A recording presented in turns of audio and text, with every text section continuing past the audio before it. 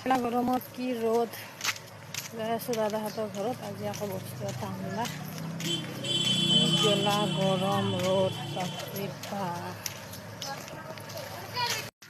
আপোনালোকৰ ফালে কেনেকুৱা ৰ'দ? আমাৰ ফালে ৰ'দটো চাওকচোন, পূৰা একদম বগা মানুহ ক'লা হৈ যাব।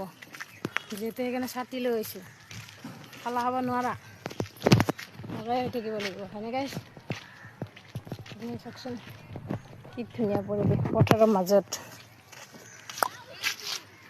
চাওক কোনো নাই আৰু ইয়াতে ধুনীয়া বতাহ মাৰি থাকে। আৰু এতিয়া মই দাদাহঁতৰ ঘৰৰ পৰা কি আনো ঘৰত যাই দেখাম বাৰু আপোনালোকক।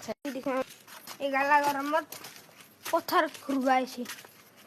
ঘূৰবা অহা নাই যে, নানি হাতত আছিলোঁ।